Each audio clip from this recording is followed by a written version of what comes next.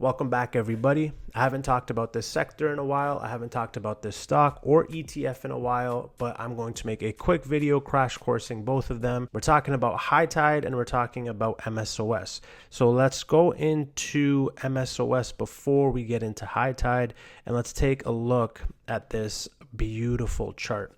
So I'm going to zoom out on MSOS because it is important to see that on a monthly time frame, we are in the gutter. It seems as though there's no hope for this industry. There's no rainbow. There's no light at the end of the tunnel. But I think we all know that's not the case. But I do know this industry does have a lot of hurdles to hop over.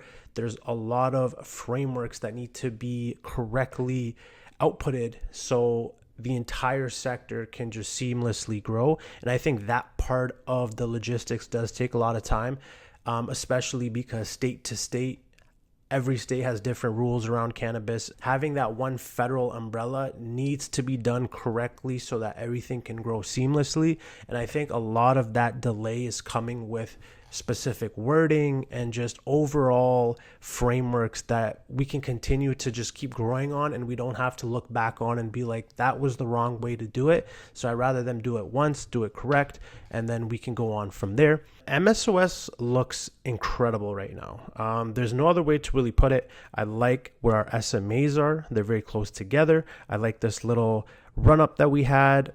We are in a interesting zone. I'll call this like the limbo zone, because when we talk about the orientation of our lines, our red is at the bottom, our blue, our green, and now once our yellow gets up here and up to the top, that is when we're going to start to see some sort of selling happen. And so right now I feel like we are closer to that part than we are to a sell off.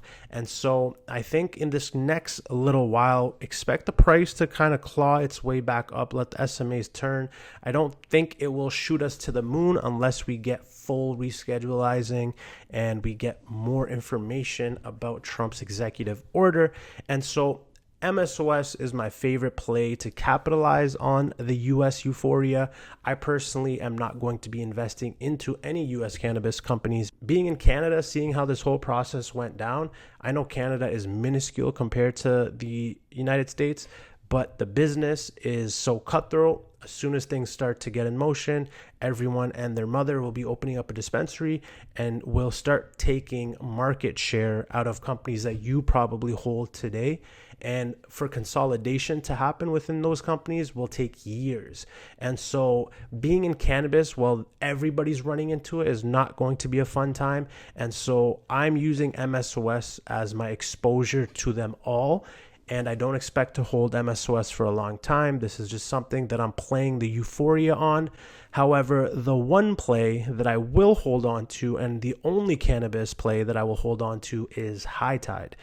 I have been talking about this stock for years. I'm still in this stock, even though it has been a little bit disappointing to say the least. But those of you who are in the market understand it does take patience. And once you do have that patience, the reward will be a lot bigger than you even anticipated.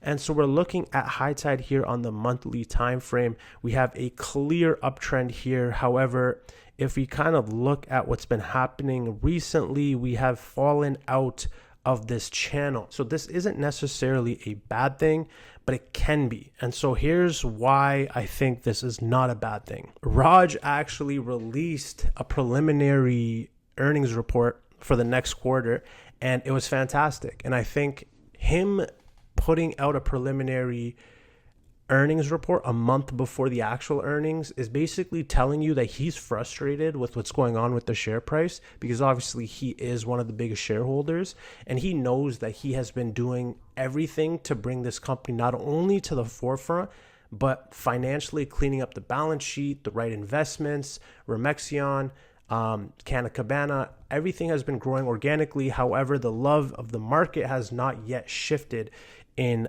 the investors' favor. And so I think by him putting that preliminary out, it just reinforces me as a shareholder that this company is doing what it's supposed to do. The noise behind the stock price shouldn't be something to be played around with.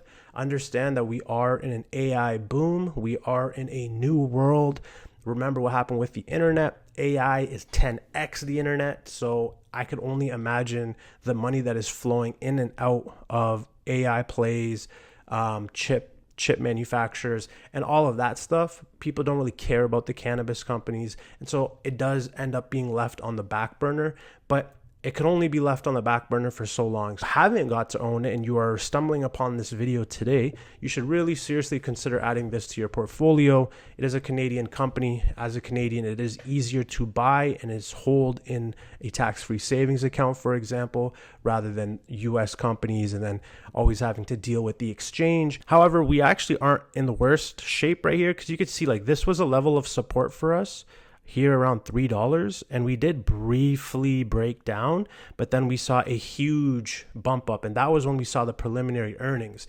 And so I feel as though Raj is also watching the chart and seeing certain levels as well, that if that would have broke, this would have been a very bloody situation, but it didn't, and it popped back up, and we are starting to see now us fighting this zone.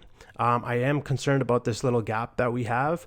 I don't know if it will get filled immediately. I think if these earnings are coming up and MSOS has some momentum, any positive news in the direction of cannabis could shoot these stocks. And so High Tide is one of those ones that will be a slow burn. It is something that you buy and hold, sit on, don't worry about it.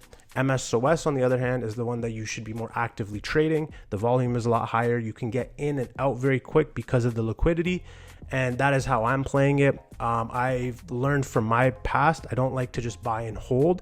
I do like to find the best buy and hold in an industry, and then I like to trade the more liquid plays, just to keep my days going and just continuing to sharpen my tool belt when it comes to trading and investing.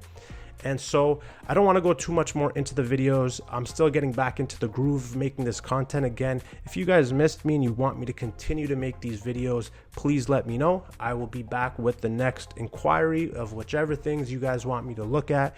Let's see what happens with the cannabis industry. Let's see how these stocks shape out in the next few weeks. Any questions, concerns, please leave them below, and I will see you guys in the next video.